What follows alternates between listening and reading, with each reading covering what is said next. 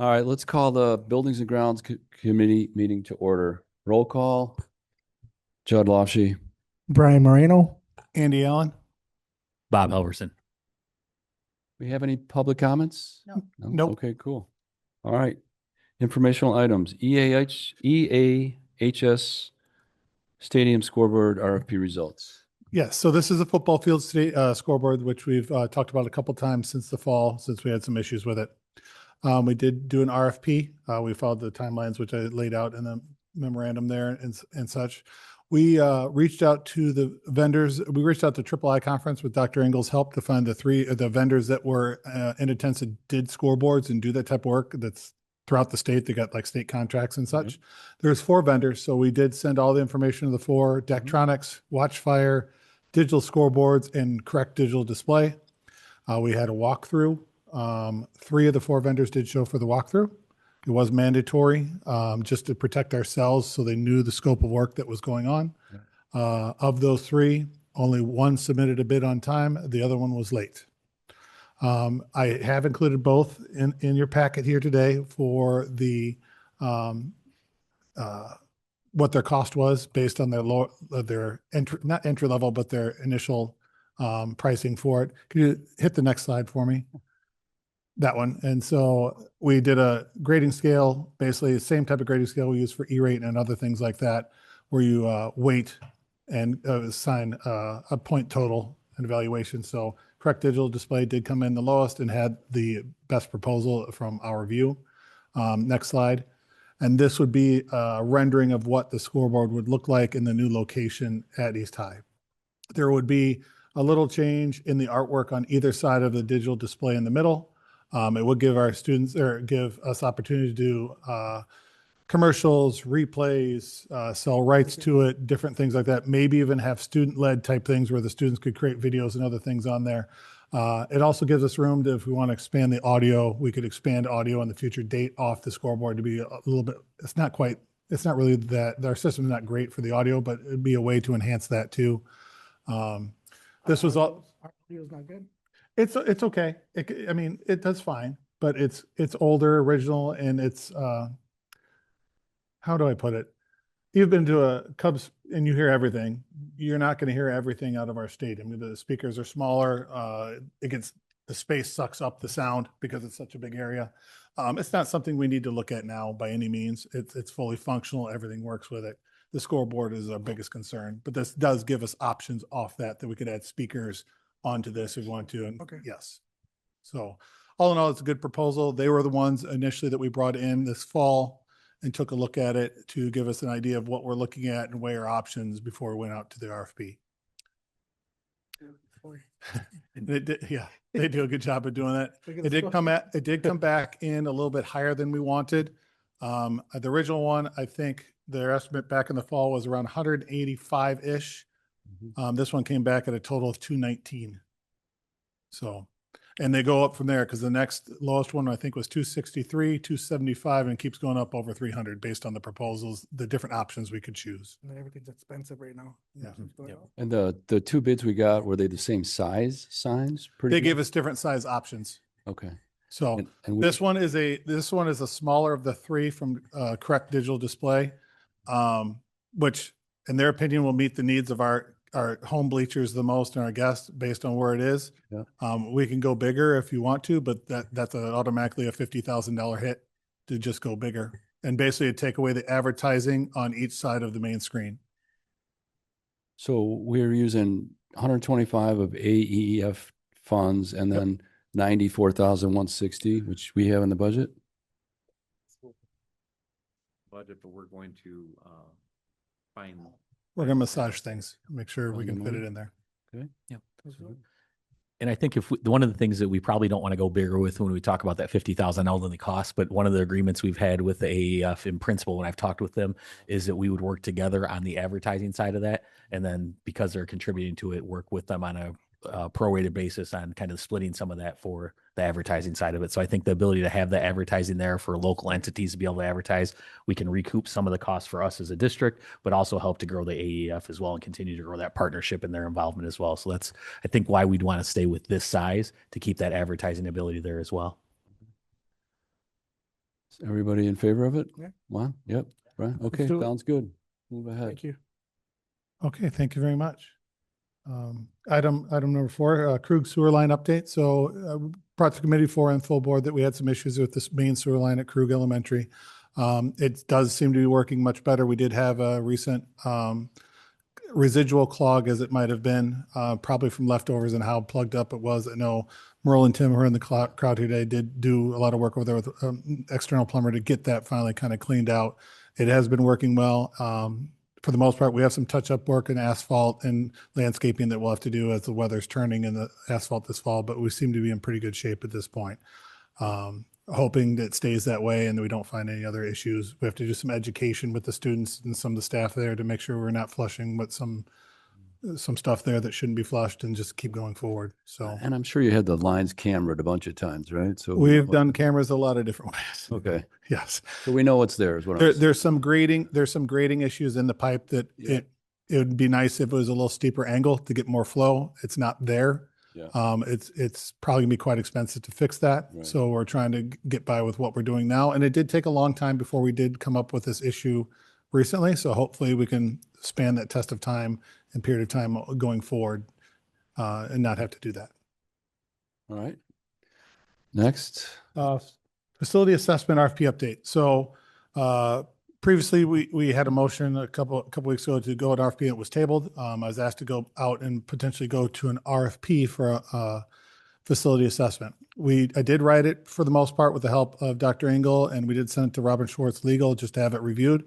I did learn something new that I did not know, that basically there's a public act that prohibits us from asking for pricing in an RFP from an architectural firm for something like a facility assessment. RFQ, you mean, right?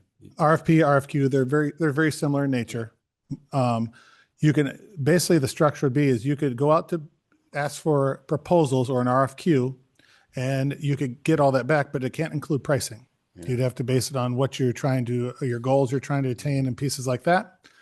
And then if the board or committee decided, we could go forward and negotiate that pricing with the architectural firm.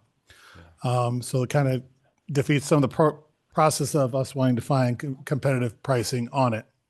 I guess it is a public act. It is quoted here like 50 ILCS 5110/5, and I got some excerpts here below, but I'm like, that was 15 minutes of learning I didn't know existed. So it's one of those carve outs there that you learn something new every day. So really just need guidance from the committee in what direction you'd like me to go next, whether you want me to engage another architectural firm to do a similar, give me an estimates or something of a project like this, or other ideas. You're all looking at me. Since we got a lot of heat for this, I think we have to get some sort of ballpark from at least one, if not two, but if even to get one more ballpark, and then if it's close, we don't have to pick the low bidder, right? But It's our choice. right. Yeah. But I do think we should, my opinion is that we should try and get at least one more ballpark. Okay. Right. Then I'll work with Dr. Engel. We'll reach probably out to DLA, who has done some work for us before, and start engaging them to see if we can get some type of cost estimated type thing to do the same type of project, same number of buildings, the same buildings, Okay. and see what that looks like with them. Not quite sure how long that process will take, but we'll start that conversation. You guys agree? Okay. All right. Sounds good. Okay. One thing just to note, and I understand their approach for sure. I think we're gonna have to be cognizant of the fact that when we go out to DLA to have a conversation, and then by the time we come back with the board, et cetera, we wanted to try and get this done this summer because we know where fiscal constraints where we're at. We've got to look at what we're spending when it comes to operations. Right. So this is something, if we do have to go through this process, and I completely understand the why, it might slow it down, or this isn't something that we can get done this summer. So we just need to be cognizant of that. Well, is there a third vendor we could get, like, to get a? I know we've, Dr. Engel, I've talked to West Aurora's architect before, just having casual conversation as someone we could try to engage. It would be a new relationship for us, regardless of what we do. We do have an existing one with DLA. So, Yeah. you know, that Oh. would be probably a longer process to engage someone brand new that we've never worked with. But if that's what you'd like me to do, we can do that. I mean, I don't think it hurts, because if one takes too long and if they both take too long, we can decide, hey, we just got to do it.